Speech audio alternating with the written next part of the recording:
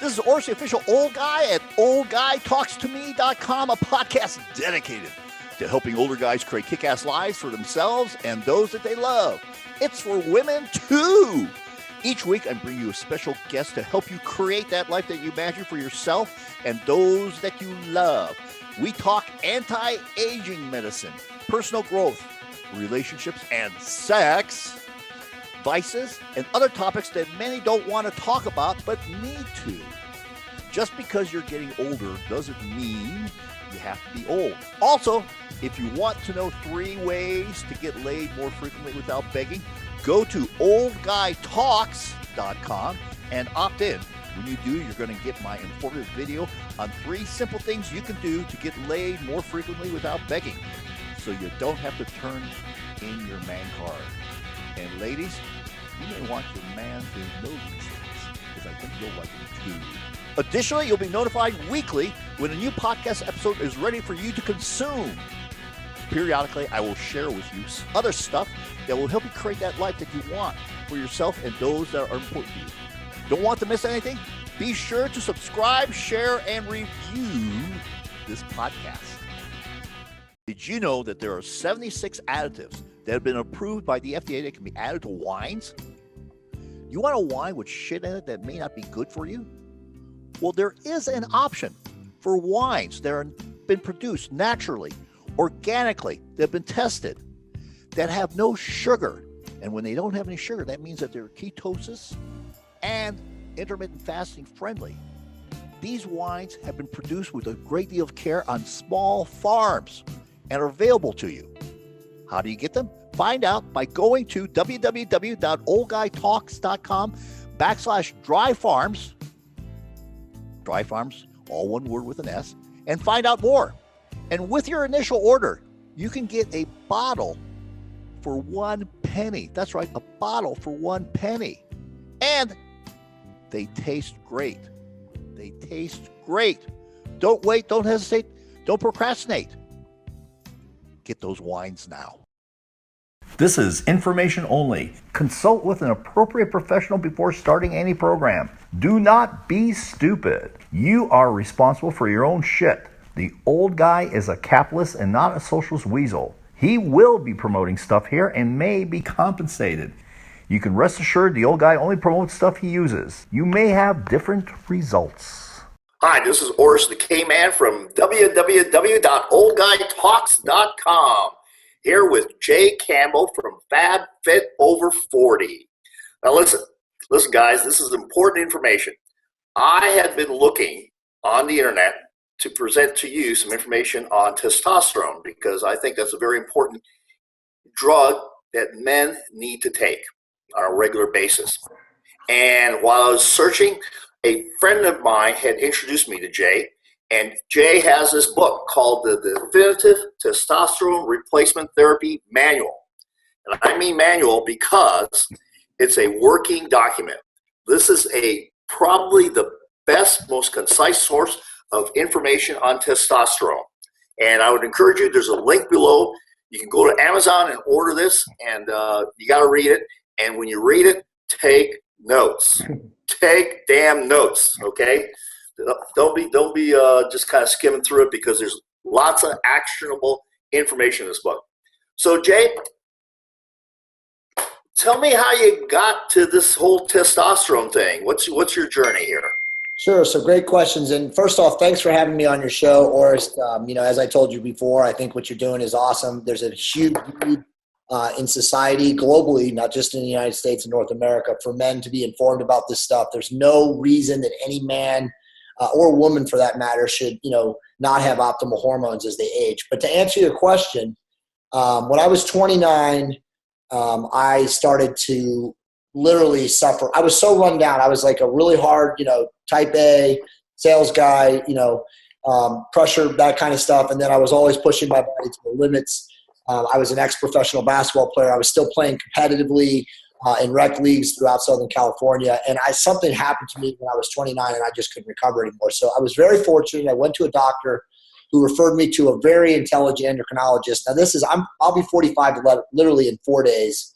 So this was back almost 17 years ago. And I was very fortunate at that time to have a doctor, again, just purely through PBO, who referred me to a really knowledgeable endocrinologist / regenerative medicine physician. And the guy was smart enough to measure my testosterone levels. Now, back then, this is in like 1999, 2000, very, very, very few doctors had even a clue about how to measure this kind of stuff. And again, I was just very fortunate. So he measured me. I was like 276 testosterone at 29 years old, which on the total testosterone scale is like, wow, yeah, a geriatric level. And they see this, and we can talk about this as we get a little further into this interview, but this kind of low suppression of your endocrine system is seen in like special ops guys, people that put their body under massive stress and cortisol in their early 20s. So it was a rare phenomenon, but it did happen. And again, I was very blessed to see a doctor who recognized it. He said, hey, look, why don't we optimize your testosterone? I'll start you on a new testosterone improvement regimen, and we'll see what happens. Well, we started. Within 3 months, man, I felt amazing. All the symptoms of like being tired and run down went away. And then I also started to experience like the cognitive improvement that comes with optimizing your testosterone. So my life massively improved. At that point, I was like, wow, what the hell is going on? I started researching this. I got heavily involved with my doctor in working with some of his patients. And really it just led to a passion of mine for the next 13 to 14 years in working with men, talking to different guys and studying it. And I just became a voracious reader of all the available research. That's the sad part, is that there is a lot of research. There's been a lot of research, but for whatever reason, it's kind of been suppressed in the mainstream. And we'll talk about that in a second. But there was research out there. I really, really versed myself and immersed myself in it. And, subsequently at about 41, I decided that I was going to write a book. I was with a couple of different guys. One of my good friends, Jim Brown, we discussed how we would format it, how we would take it to where we wanted to take it. And what happened, I think, at 42, it took me about a year to research and grab all the citations, is I started talking to some people. I asked a very, very profound legal mind, Rick Collins, who a lot of your readers who would know, he's the founder of the site Steroid Law. He's like the biggest performance enhancement attorney. And I asked him for a legal review of the book, and he said, Jay, I sent him the book. He read it. He said, Jay, your book's fabulous, but I can't give you a legal review. And here's why. And he then went on to tell me that, there's societal forces that, are against, testosterone. There's a stigma about it. It's demonized, blah, blah, blah. And he's like, even if I charged $10,000 and said, here's a legal review of your book, make sure you had safe harbor, there's no guarantee that somebody wouldn't like say, hey, you know what, we want to go after this guy in the DEA, the FDA, whatever. So that kind of like made me feel like, well, shit, I don't want to put this out there. I don't want to risk my family and my livelihood and my business and all that stuff. So went on hold. About a year later, still had the book. I sent it to Nelson Virgil, who I did not know at the time. I mean, I had read all of his books, and I said, hey, man, would you read my book and tell me what you thought? I didn't hear back from him for like a month. It turned out that he was actually out of the country. He finally got back to me like 6 or 7 weeks later and was like, dude, who the hell are you? This book is absolutely fantastic. It's the bomb. Publish the book. He's like, you have to publish the book. There's too many men around the world that, that need this book. And, so we started corresponding, and, the book was back on. And so subsequently I published the book in November of this year or last year. And as you said, a lot of guys have written some glowing reviews about it. And so far it's really helping me in like positioning my message to society. So Jay, I want to kind of go back a little bit. You mentioned something about you were lucky enough to find the right doctor. And I've had this discussion with friends I've talked to about testosterone therapy, and they say, well, I'm just going to go to my primary care physician and talk to him about it. And my experience has been that's probably not going to turn out really well. Right. I know when I started testosterone therapy about 15 years ago, basically I got a rag of shit from my primary care physician about it. I'm going to get prostate cancer. Right. My dick's going to fall off. Just about all the stuff. And but I do got to tell you, the funny story was probably about 5 years ago, I started seeing these little signs in his office for testosterone replacement therapy. Right. He's finally on board. I'm not sure if he's on board at the levels that are necessary. So let's talk about the doctors and how do you recommend picking someone that can help you properly? So great question. Very, very difficult answer for me. I have relationships with the best, as I would call them, TRT prescribing progressive physicians probably in the world. There are not many, unfortunately, for men, and that's your biggest problem, and you kind of already intimated that. So how do guys find doctors? You're right. You can't, garden variety go to an average primary care physician and ask them to be treated on testosterone. Now, there are a number of doctors in North America now that are prescribing testosterone. They have absolutely no fucking idea what they're doing. They're doing it as a side income. They have farm reps that come in and say, oh, why don't you pitch, androgel to your people, or, Axion, which is the underarm. There's a lot of different delivery systems of testosterone. We can talk about those. But the average garden variety, general practitioner who is prescribing testosterone to men literally has no idea what they're doing. And unfortunately, they actually make men worse. So, the answer is, number one, read my book. I tell everybody that. There are obviously other books. Nelson Virgil's book, Testosterone: A Man's Guide, is also a wonderful resource. Dr. John Chrysler's book, Testosterone Recipe for Success, also highly recommended. There are other books that have written by very bright doctors, Morgan Thayer, Eugene Shippen, but their books are old, man. Their books are from literally like the early 2000s, and they're not relevant to today. The technology has changed. The delivery systems have changed. Knowledge, of course, about optimizing men's endocrine systems has changed. So those books aren't as valuable as the other three. My book is the newest. It definitely has the most relevant and up-to-date research in it. So again, I would start with my book, and then if you had further questions, read the other guys' two books. But from there, once you then understand, because honestly, if you read my book, as you know, Horst, you're going to know more about this than 90% of doctors. That's true. So once they have the information, you have a good, sounding board and understanding of the topic, or a grasp of the topic, then you can get your blood taken, okay? And you don't have to necessarily rely on your local doctor to get your blood taken. As you know, you can get your blood done at any private medical lab, private MD labs, of course, Nelson's company, discountedlabs.com. I highly recommend that men go that direction first, because as you know, if you go to your general practitioner and ask them to pull labs and you're normally healthy, you're going to get absolutely fucked. They're going to charge you like $2,000 or some nonsense, even through a really good managed care benefits program, because you're quote unquote not sick. So that's not the solution. You go to the private medical labs companies. It's going to cost you $200 to $250. You're going to get a full men's comprehensive, what is called wellness or pre-TRT or even hormone optimization protocol panel.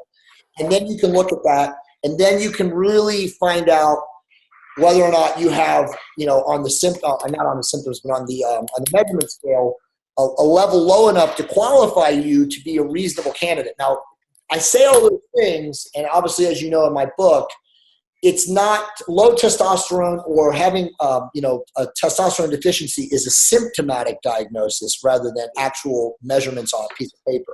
But you do have to have an understanding of the measurements of a piece of paper to base for, going to a doctor and saying, hey, doc, I really think that I need to have my hormones optimized. Look, I did my blood work. Look what I'm testing. Because then that gives the doctor, whether he's informed or uninformed, at least a basis of understanding of saying, like, why is this guy coming to me saying, holy shit, he wants to have testosterone therapy, or he wants to have testosterone replacement therapy. So that's the best solution, rather than me telling you, like, well, here's some doctors that I recommend. Find out for yourself, take ownership of your health, and then go from there. Okay. Jay, we actually did a great segue here.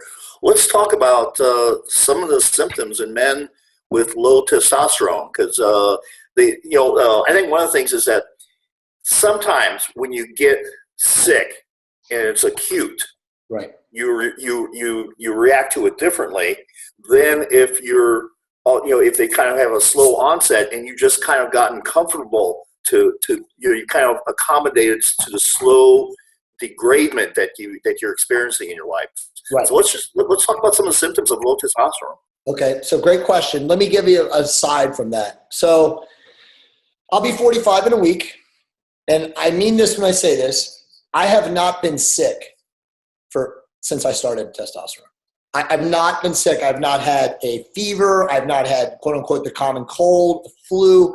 I've had some sinus infection because I have allergies.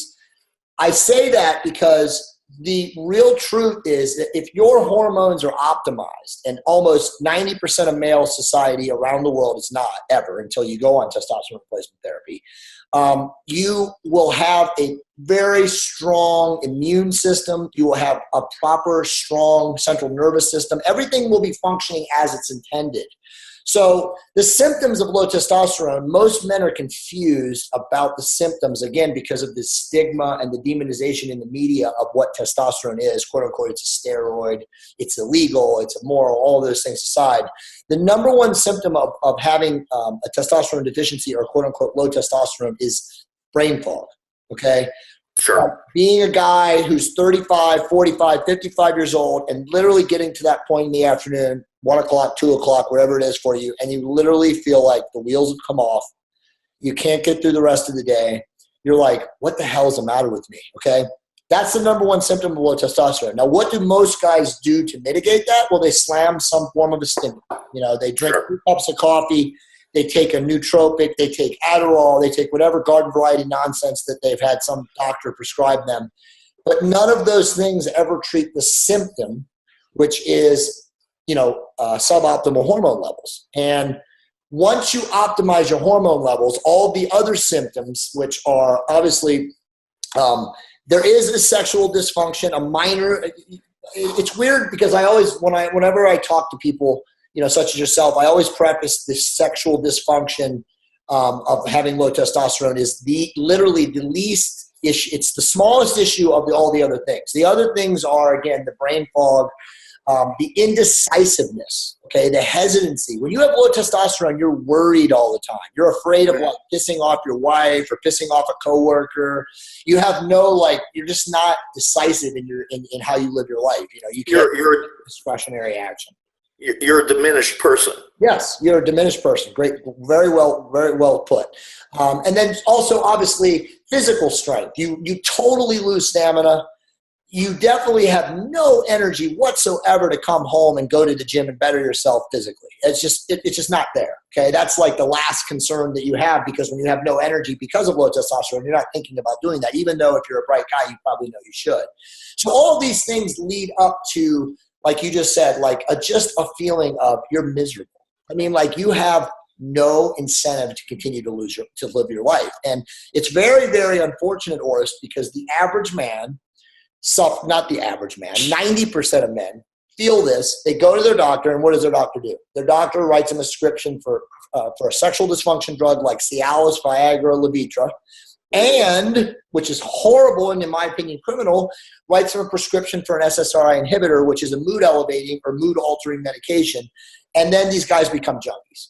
So they become junkies on both of these medications, and guess what? They're not, again, treating the actual symptomology, which is the low testosterone, the suboptimal hormones, and they only get worse. And the worst part is the depression, the issues that they have, mentally and psychologically only get further exacerbated because now they're slaves to this medication, which controls, the neurotransmitters and all the other things. So it's a really unfortunate cocktail, or especially position we find ourselves in society today, that so many men are having to deal with this. And again, they don't even know that they have low testosterone because they went to their doctor and their doctor didn't diagnose it. So it's like, well, how could I have low testosterone? Yeah. No, and not only that, but you see how people start getting frail. They get hunched over. They're losing body mass. Yep. Well, and then they gain fat. Remember, because the lower the testosterone, the more the stronger the predisposition to store fat in the areas where you're likely to store fat because of the receptors that you have in those areas. So you see a lot of guys with low testosterone in their 40s and 50s that start having that protruding belly, the fat in the back, like you said, the hunch. That's all due to low testosterone. Sure. Okay. So Jay, let's talk a little bit about how we take testosterone. Sure. And over one of the things I'll refer back to your book.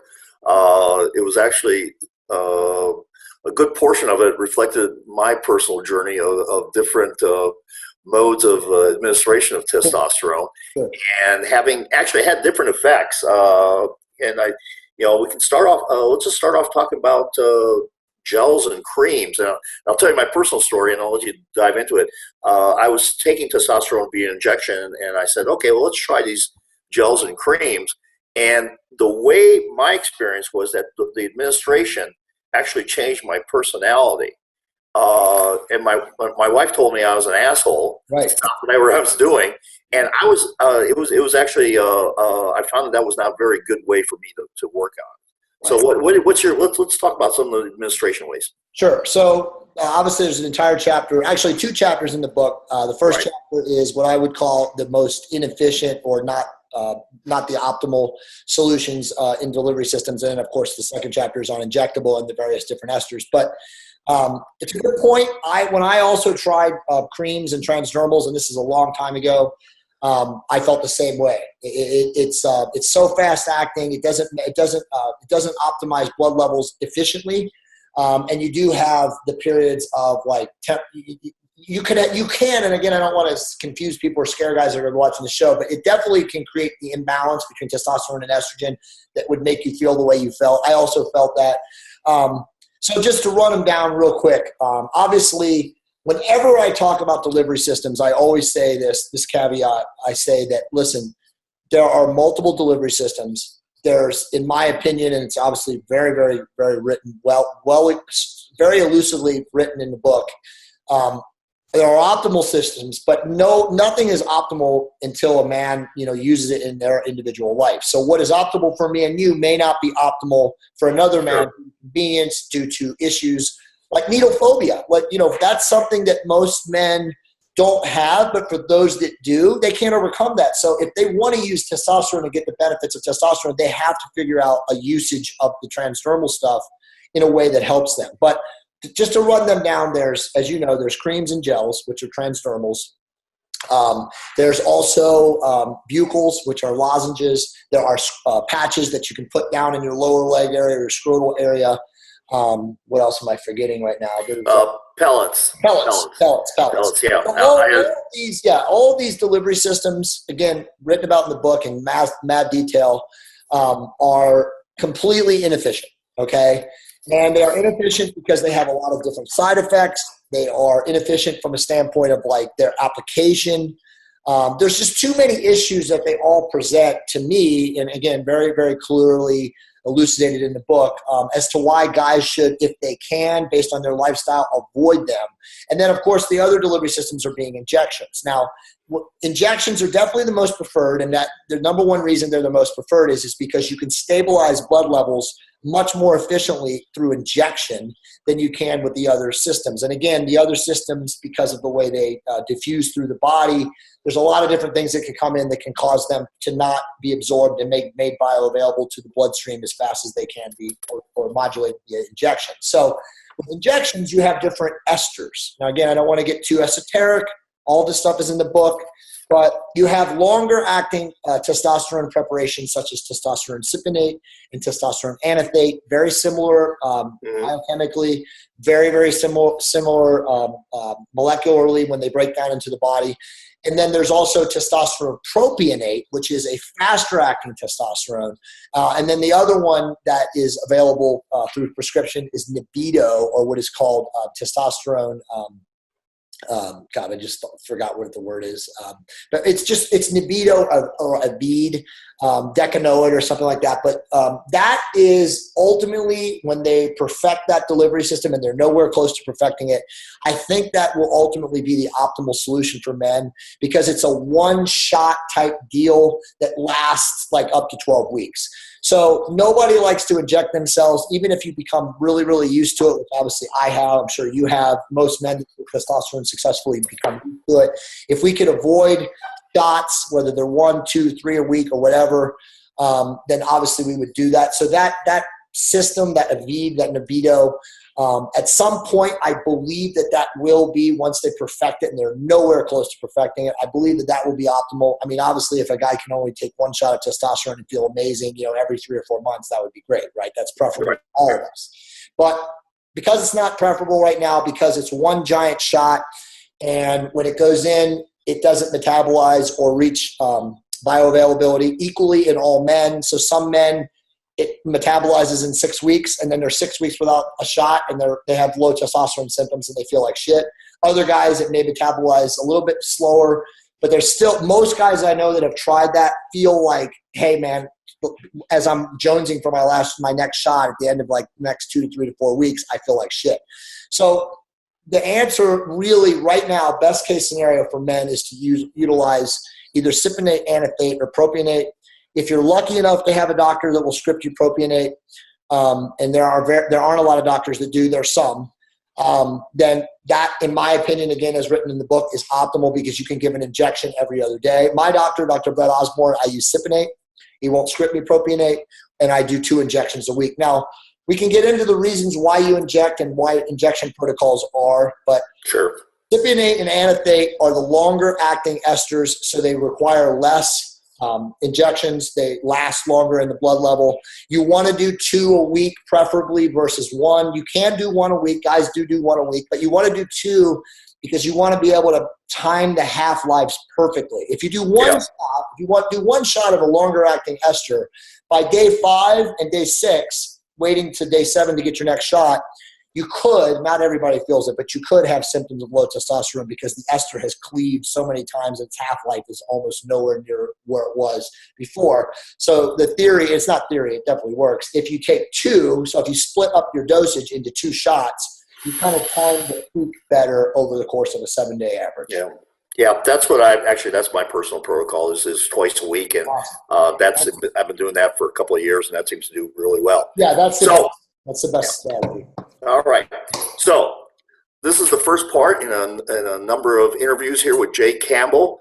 Want to thank Jay for taking the time today. And I encourage you to go to his website, FabFitOver40. That's 4040, FabFitOver40.com. Buy his book. There it is. The Definitive Testosterone Replacement Therapy Manual. There is a link below to go to Amazon and get that. This is Oris the K-Man from www.oldguytalks signing off. Have a great day. Thanks for joining me on this podcast.